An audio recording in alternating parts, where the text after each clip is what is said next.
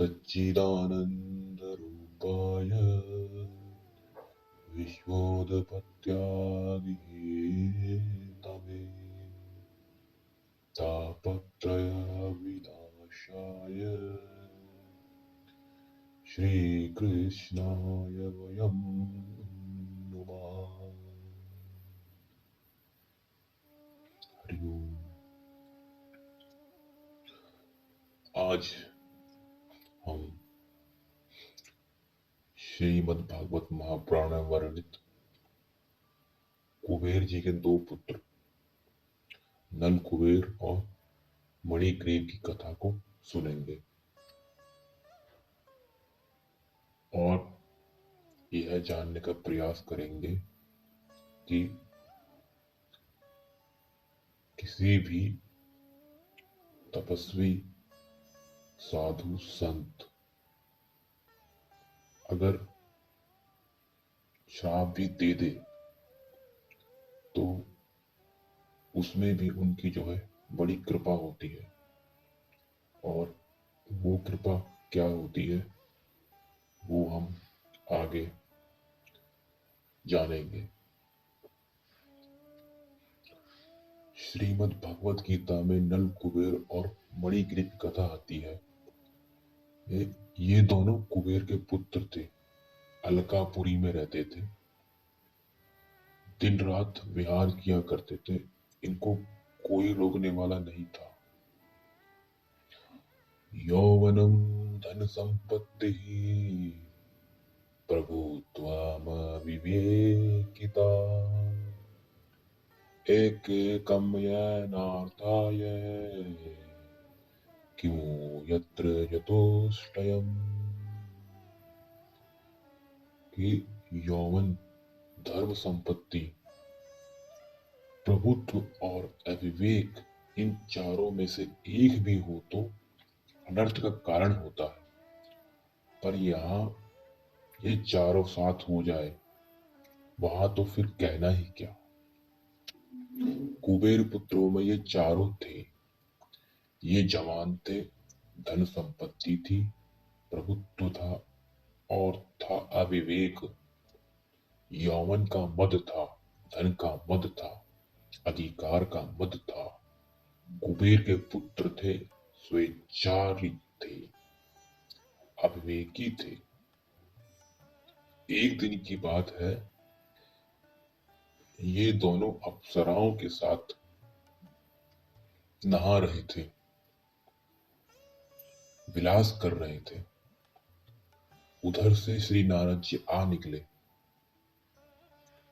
श्री नारद जी को देखते ही स्त्रियां तो जल्दी जल से बाहर आ गई और वस्त्र पहन ली, किंतु ये दोनों बड़े दंड थे, उसी भांति खड़े हो।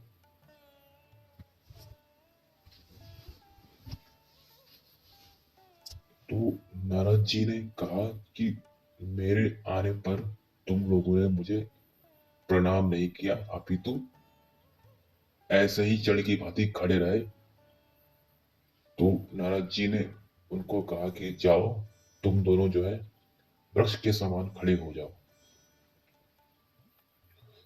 तो प्रश्न होता है कि ऋषि मुनि तो क्षमाशील होते हैं, बुरा करने वालों का भी भला करते हैं, उनमें क्रोध कैसे उत्पन्न हुआ और नल कुबेर और मणिग्रीव को श्राप कैसे दे दिया।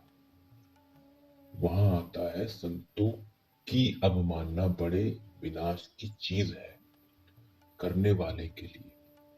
दूसरी बात, जब धन में, राज्य में, अधिकार में, सफलता में आदमी अंधा हो जाता है, तब जब तक उनके पास वे चीजें रहती है तब तक उसका अंधापन नहीं मिटता।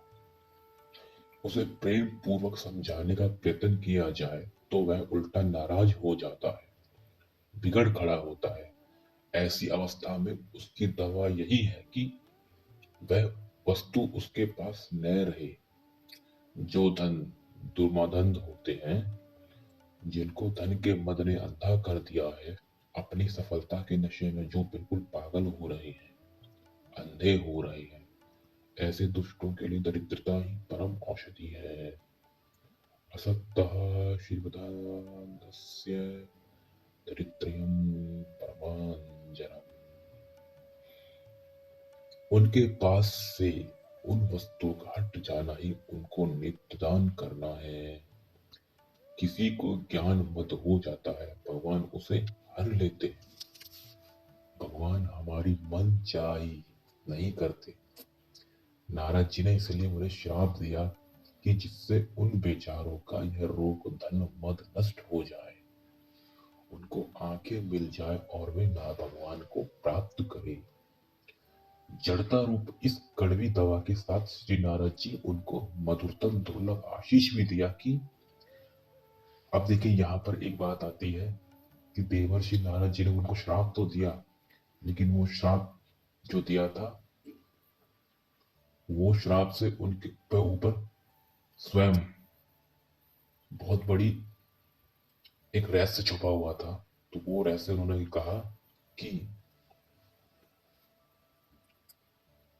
वृक्ष योनि प्राप्त होने पर भी मेरी कृपा से इन्हें भगवान की स्मृति बनी रहेगी और देवताओं के 100 वर्ष बीत जाने पर इन्हें भगवान श्री कृष्ण का सानिध्य प्राप्त होगा। तो ये कथा जब आती है, जब माता यशोदा जी जो है भगवान श्री कृष्ण को ऊखल से बांध देती है,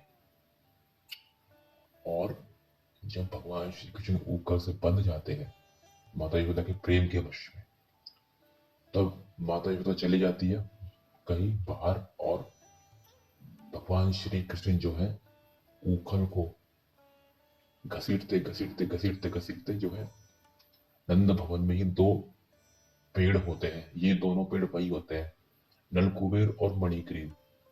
इन दोनों के बीच में भगवान ऊखल को फंसा करके जोर से जो है दोनों वृक्षों को उखाड़ देते हैं ऊखल के जोर से। तो इन दोनों वृक्षों में से जो है ये दोनों प्रकट होते हैं। कौन दोनों? नलकुबेर और मणिग्रीव। तब ये भगवान की आराधना करते हैं, भगवान को प्रणाम करते हैं और भगवान के गुण का गान करते हैं। तो भगवान इन्हें इनकी इनको क्षमा कर देते हैं और ये भगवान की कृपा का प्रसाद पकड़ के अपने अपने लोक में चले जाते हैं। तो इस तरह से नारद जी के शाप के द्वारा और भगवान की कृपा से जो है इन दोनों की जड़ता दूर हो गई। तो इसीलिए कहा है कि आपके पास कोई भी वस्तु हो, चाहे वो कितनी ही कीमती क्यों ना हो, आपको कभी भी उस चीज़ का कभी घमंड नहीं करना चाहिए, कभी अहंकार नहीं करना चाहिए। चाहे वो ज्ञान हो, चाहे वो संपदा हो, धन संपत्ति हो, या फिर कोई भी आपके पास ऐसी भौतिक वस्तु हो, उसका आपको जो है कभी भी अपने पास होने का अहंकार नहीं करना चाहिए, क्योंकि अहंकार ही इंसान की बुद्धि का नाश कर देता है।